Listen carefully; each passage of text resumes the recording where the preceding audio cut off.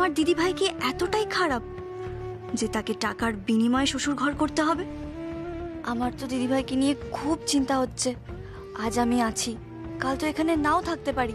তখন সে সময় যদি দিদি ভাইয়ের ওপর ওরা অত্যাচার করে, না না, আমি মানব না। আমার মা যদি খুশি আমি কিন্তু সেটা বরদাস্ত করব না।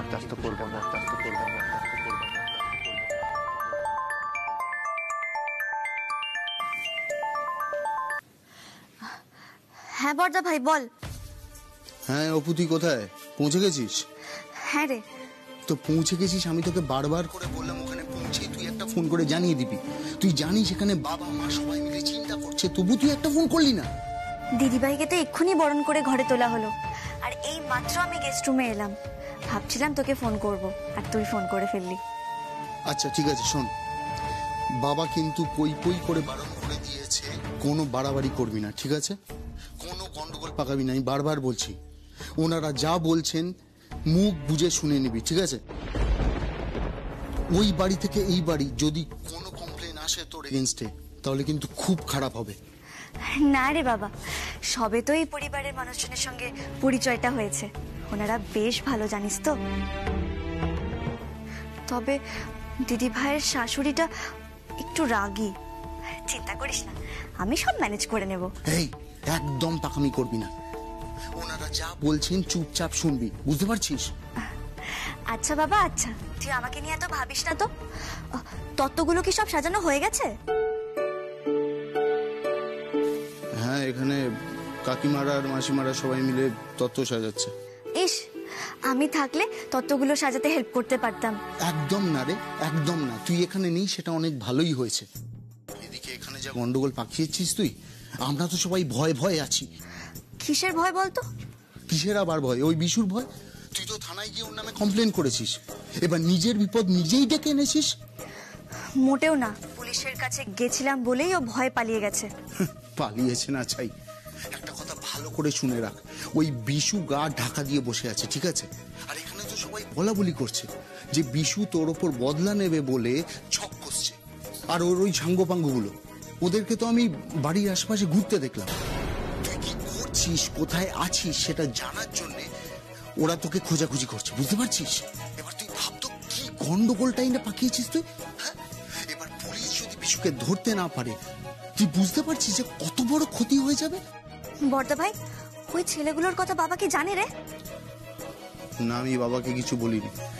এমনিতেই তোকে নিয়ে বাবা টেনশনে থাকে, এইসব শুনলে তো অসুস্থ হয়ে যাবে। তাহলে কি আমি আজকেই ফিরে যাবো দাদা ভাই?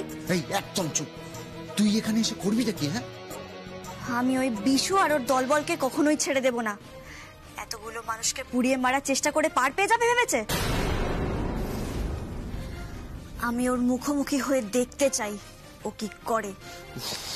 আবার ওস্তাদি, অপু তোকে আমি বারবার বলছি মাথায় ঢুকিয়ে নে ওস্তাদি করিস না।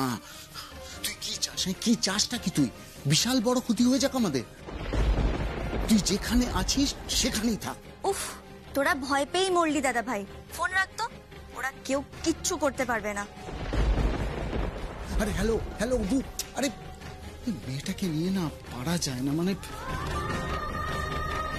এই সমাজে বিশুর মতো লোকজন আছে বলেই সমাজে এতটা অশান্তি। না না, আমি ভয় পেয়ে চুপ করে যাব না। প্রতিবাদ না করলে যে ওরা আরো বার বেড়ে যাবে। এই সমাজে যারা মানুষজনকে ভালো করে বাঁচতে দেয় না, মানুষকে মানুষ বলে গণ্যই করে না, তাদের আমি কখনো ছেড়ে দেব না, কখনো না। ওই বিশুর দলবল মার খেয়ে মরবে, মার খেয়ে মরবে। এসব কি বলছো গো? কাকে মারবে? এসব কিছু না। কিছু না মানে? এই যে আমি শুনলাম, তুমি কি ডাকাবুকো মেয়ে গো? এইরকম করো না, মেয়ে মানুষের এমন ধরা ভালো না। ও হ্যাঁ, আমাকে ছোটদা বাবু পাঠালো তুমি কি খাবে তা জানার জন্য, কিন্তু এসে দেখি তুমি তো এখনো স্নানই করোনি। ওদিকে তোমার দিদি স্নান টান করে বসে আছে। তুমি এরকম বাইরে জামা কাপড় পরে থেকো না গো। কর্তা মা যদি জানতে পারে তুমি এই বাইরের জামা পরে এখনো স্নান না করে এদিক ওদিক ঘোরাফেরা করছো, তাহলে কিন্তু তোমার কপালে দুঃখ আছে বলে দিলাম।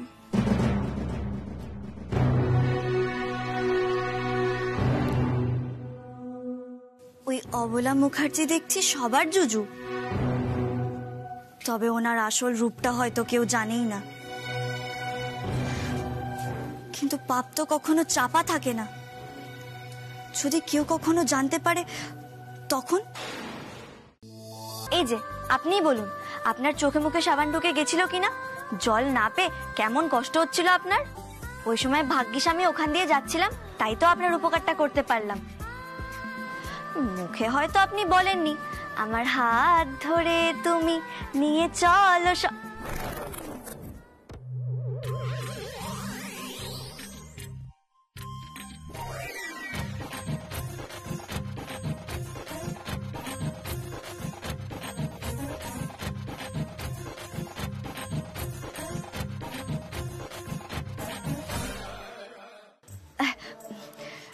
আপনি হেল্প তো চাইছিলেন, কি ঠিক বলছি না আমি? এমনি এমনি কি আর আপনাকে ওই চাতালে নিয়ে গেছি? ওখানে নিয়ে গিয়ে মাথায় জল ঢালতেই তো আপনার চোখে মুখে সাবান সব ধুয়ে গেল, আর আপনি বাঁচলেন। আপনি আপনার মাকে একটু বুঝিয়ে বলুন না, ওনার রাগ করার কারণটাই তো আমি বুঝতে পারছি না। এটা কি কোনো অন্যায় হলো? কি হলো বলুন না।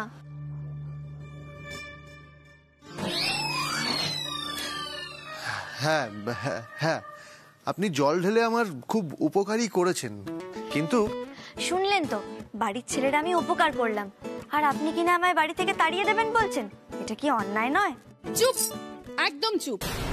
তুমি মাকে প্রশ্ন করছো? হ্যাঁ, সত্যি তোমার সাহস আছে বলতে হবে।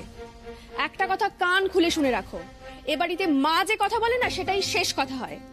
তাই কথা না বাড়িয়ে নিজের জিনিসপত্র গুছিয়ে এ বাড়ি থেকে বিদায় হয়ে যাও। আমাদের আর ঝামেলা বাড়িও না। এমনিতে তো তোমার জন্য অঘটনের আর শেষ নেই। ওই স্কুল বাড়িতে গুন্ডাগুলো আগুন লাগিয়েছিল শুধুমাত্র তোমার পাকামির জন্য। আর একটু হলে আমরা সবাই মিলে পুড়ে মরছিলাম। কে জানে এখানে থাকলে আবার নতুন করে না অঘটন ঘটে। তাই প্লিজ, মা যখন একবার বলে দিয়েছে এই বাড়ি থেকে মানে মানে কেটে পড়ো তো দেখি। আমি বলছিলাম কি, না না দীপু, তুই আর ওই মেয়ের হয়ে কথা বলতে যাস না বাবা। সত্যি বাবা, আমি তো ভাবতে পারছি না এত বড় কাণ্ড এই মেয়েটা ঘটালো কি করে।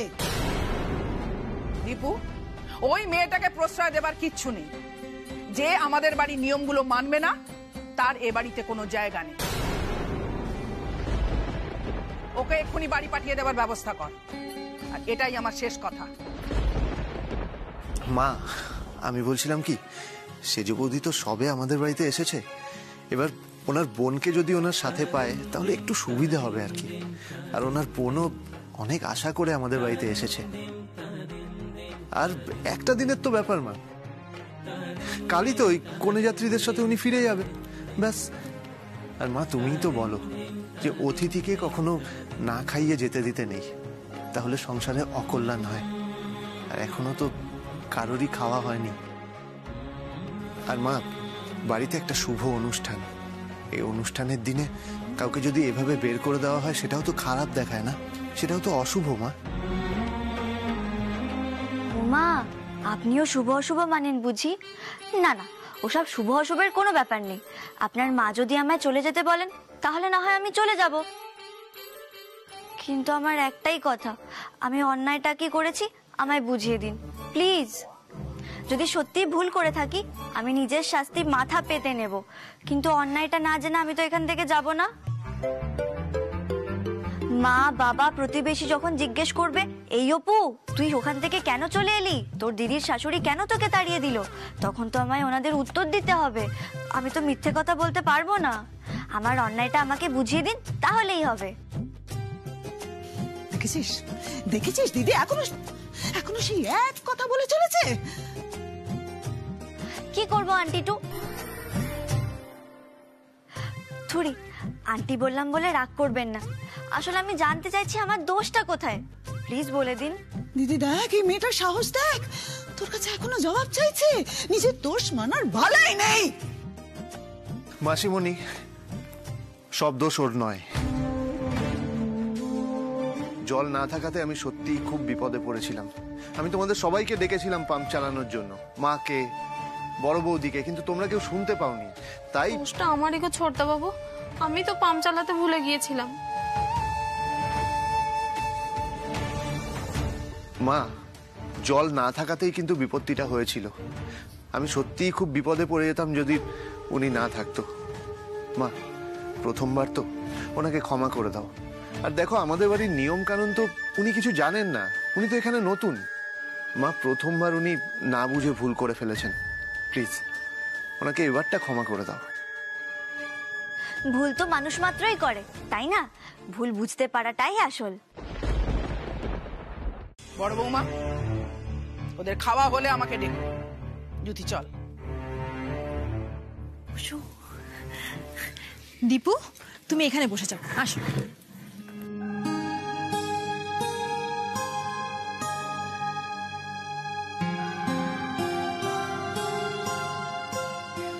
বৌদি, আমার একটু তাড়াতাড়ি খেতে দাও, আমার আবার বেরোতে হবে। হ্যাঁ হ্যাঁ দিচ্ছি।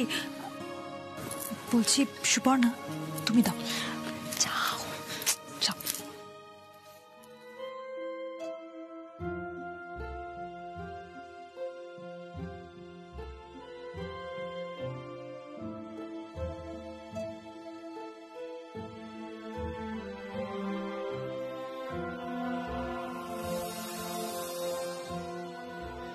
ঠিক আছে ঠিক আছে, আর লাগবে না, হয়েছে। আমাকে একটু বেশি করে ভাত দাও তো, কি যে খিদে পেয়েছে আমার। অপু,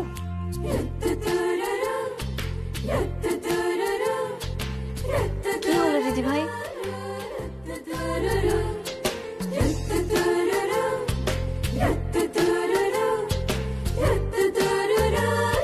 আমি কি এমন করলাম?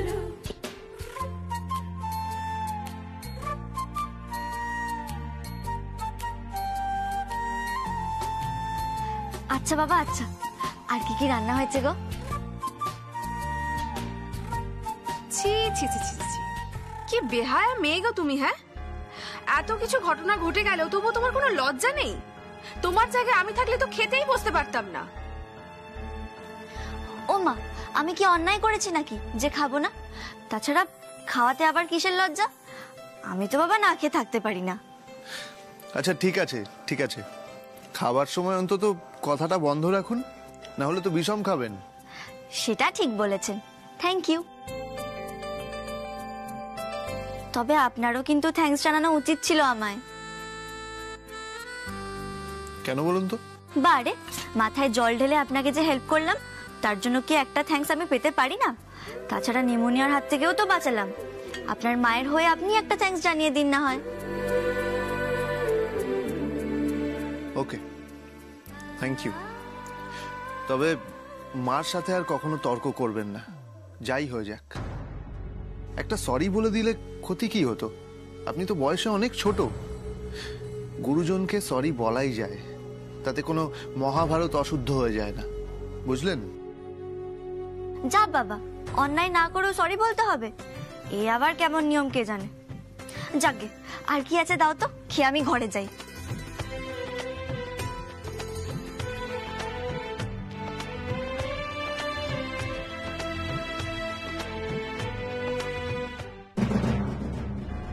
বাপরে বাপ, কি ডেঞ্জারাস মেয়ে রে বাবা। না, এখানে বেশিক্ষণ থাকাটা ঠিক হবে না। কি জানি কি আবার বলে দেবে।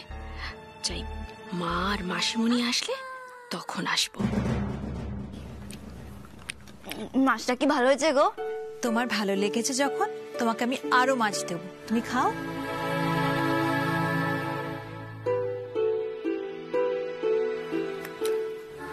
দিবু, একবার আমার ঘরে আয় তো,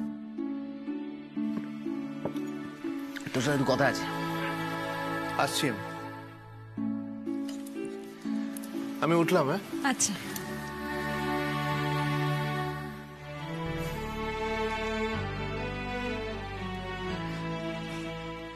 অপু, এরকম হালুম হুলুম করে খাস না, এটা তো কুটুম বাড়ি বল, সবাই কিন্তু খেয়াল করছে।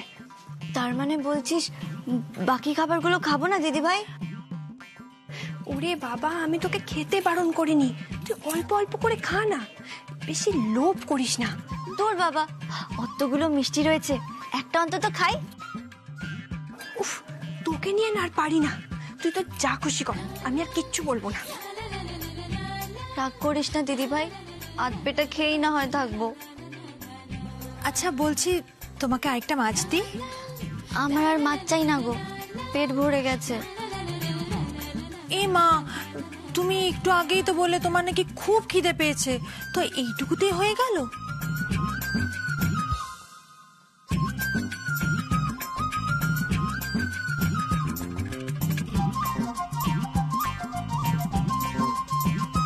আমি তো না হয় দুদিনের অতিথি, কিন্তু দিদিভাই কি দিনের পর দিন আধপেটা খেয়ে থাকবে নাকি?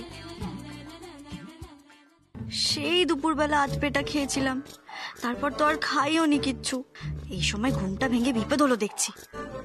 নিজের বাড়ি হলে নয় কৌটো খুলে বিস্কুট খেয়ে নিতাম, কি যে করি, পেট তো খিদে জ্বলছে। হে ভগবান, কোথায় খাবার পাই? দিদিভাইকে একবার ডাকি। না না থাক, বেচারা ক্লান্ত হয়ে ঘুমোচ্ছে, ওকে আর ডেকেই বাকি লাভ? খিদে পেয়েছে শুনলে পেটে খিল দিতে বলবে, তার চেয়ে ঘুমোচ্ছে ঘুমুক। কিন্তু আমার যে খালি পেটে ঘুম আসবে না, কি যে করি?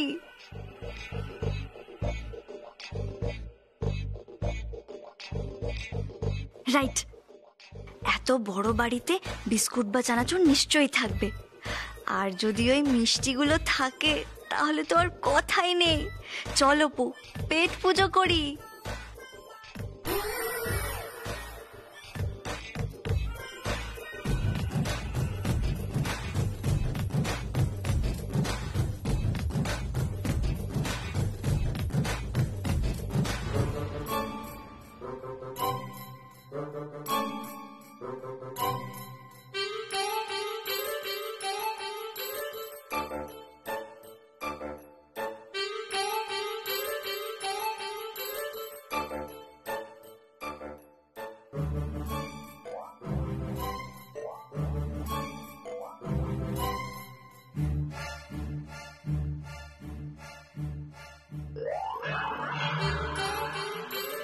হে ভগবান, আমাকে ক্ষমা করে দিও।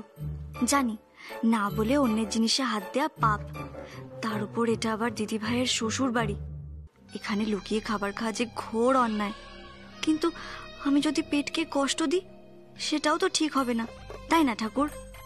খিদে পেলে যে আমার মাথা একদম কাজ করে না, কাল আবার বউ ভাত, মাথাটা তো ঠিক রাখতে হবে, তাই জন্য এত বড় রিস্কটা নিচ্ছি। কিছু মনে করো না ঠাকুর। এত ভাবছি বা কেন? দিদি ভাইয়ের শ্বশুর বাড়ি মানে তো আমারই বড় আত্মীয়ের বাড়ি, তাই না? এই বাড়িতে যদি চুরি করে খাই পাপ কেন হবে? নিজের ভেবে খেলেই হলো। না না, কিচ্ছু পাপ হবে না।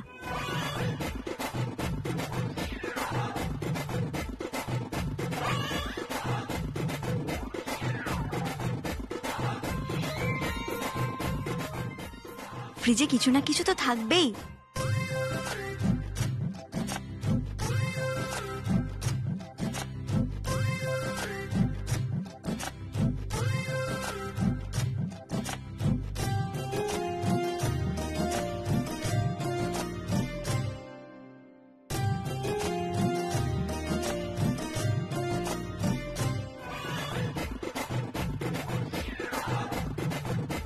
আরে বাস, সেই রসগোল্লাগুলো না, চমৎকার।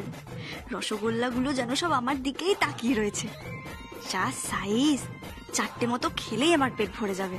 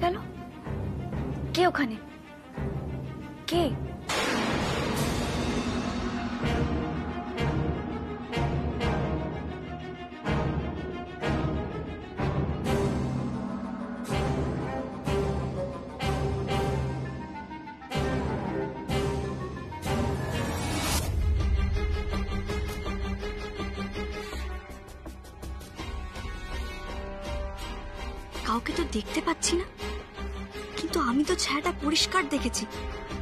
বাড়ির কেউ হলে তো আমায় দেখে পালাতো না, বরং চুরি করে খাচ্ছি দেখলে চেঁচামেচি জুড়ে দিত। তবে কি বাইরে থেকে কেউ ঢুকেছে? বাইরের কেউ?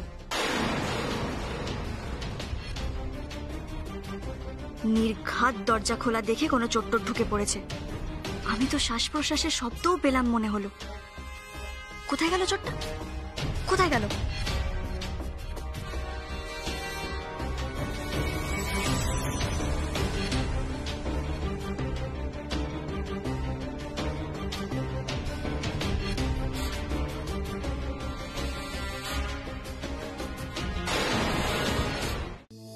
সেজ বৌমা, তোমার বোনকে নিয়ে তুমি ঘরে যাও, আর ওকে ভালো করে বুঝিয়ে দিও যে পরের বাড়িতে থাকতে গেলে একটু সভ্য ভদ্রভাবে চলতে হয়।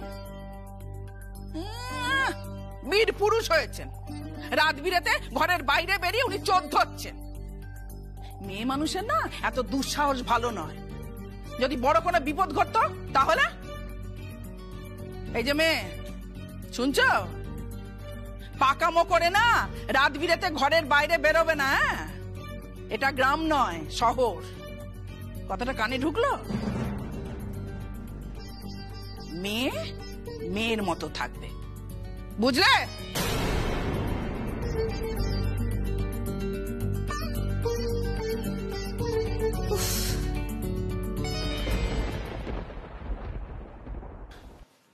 আমায় একটা থ্যাঙ্কস জানিয়ে তারপর আপনি ওপরে ঘরে গিয়ে ঘুমোন।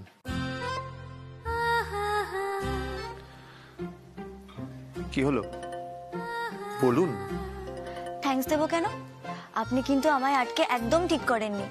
জানেন, একটা মিথ্যে থেকে আরো 5টা মিথ্যে তৈরি হয়। কাল যখন সকালে আপনার মা ফ্রিজ খুলে দেখবেন রসগোল্লাগুলো হাওয়া, তখন কাকে না কাকে আবার চোর ভাববেন, আর সব পাপ গিয়ে লাগবে আমার গায়ে। না না, আপনি কিন্তু এটা একদম ঠিক করেননি। তার চেয়ে বরং আমি রসগোল্লা চুরি করেছি বলে দিলেই ভালো হতো। এক মিনিট তুই কি বললি? তুই রসগোল্লা চুরি করে খেয়েছিস, তাও আবার এই মাঝরাতে? কেন অপু? কি করব দিদি ভাই, তুই যে সকালে কম কম করে খেতে বলেছিলি। মানে কম খাবেন কেন? ওই যে কুটুম বাড়িতে নাকি চেয়ে চেয়ে খেতে নেই, মাও তো বলে দিয়েছিল, তাই তো আর পেট ভরেনি। তার মধ্যে রাত্রেবেলা না খেয়ে ঘুমিয়ে পড়েছিলাম। খিদে পাবে না বলুন তো? সে কি, রাতে আপনাকে কেউ খেতে ডাকেনি? সেজ বৌদি, তুমি ওনাকে ডাকতে পারতে।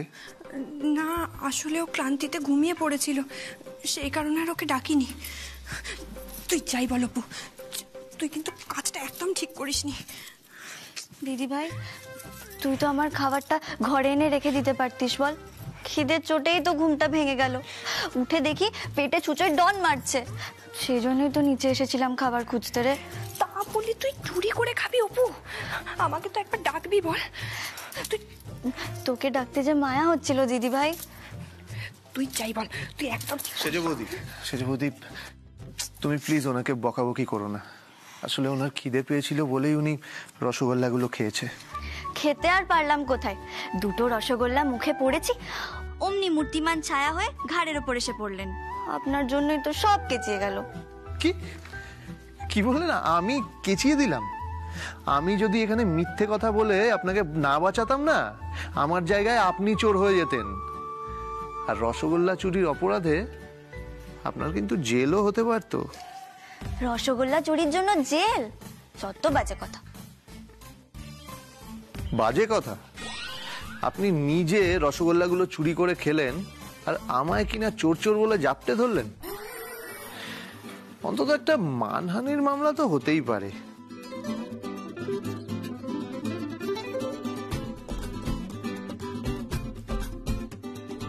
আপনাকে মোটেও চোর বলিনি, তখন ছায়ামূর্তিটা দেখে সত্যিই চোর ভেবেছিলাম। কে জানে, বিয়ে বাড়িতে হয়তো গয়নাগাটি চুরি করার লোভে ঢুকে পড়েছে। তাই তো আরো চোরটাকে ধরার জন্য ঝাঁপিয়ে পড়েছিলাম। জানেন, ভেবেছিলাম চোরটাকে ধরে আপনার মাকে খুশি করে দেব।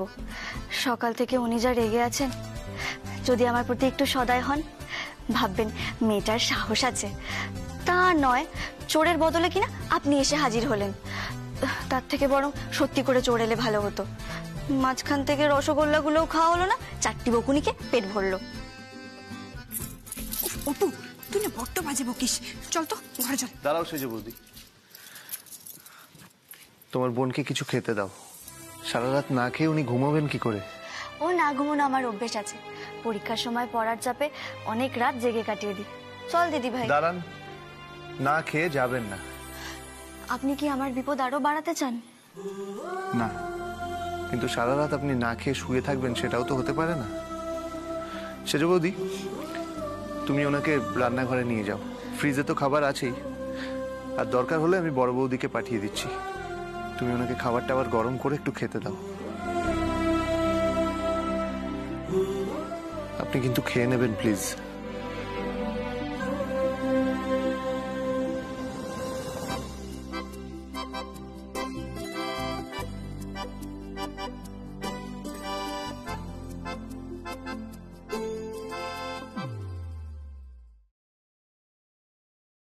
আমাকে পুলিশের ভয় দেখানো? এবার কত ধানে কত চাল হয় তোমায় বুঝিয়ে ছাড়বো।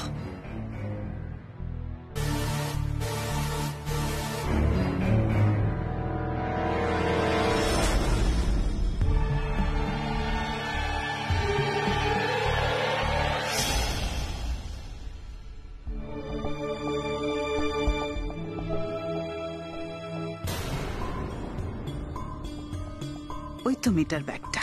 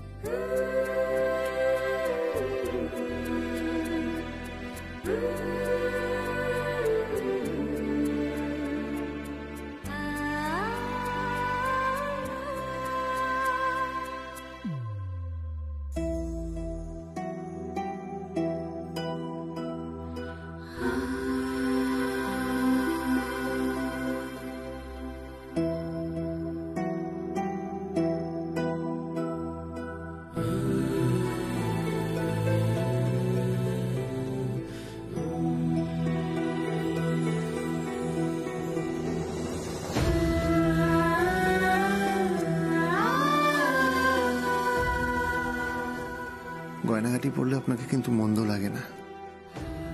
পারলে মাঝে মাঝে একটু সাজগোজ করবেন।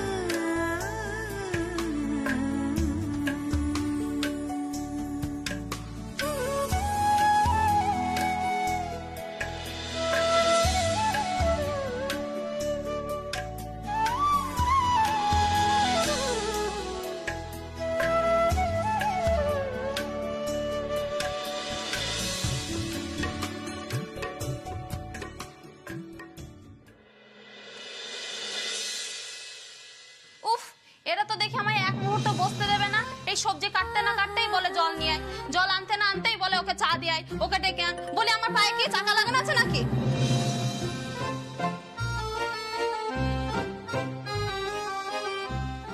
কে?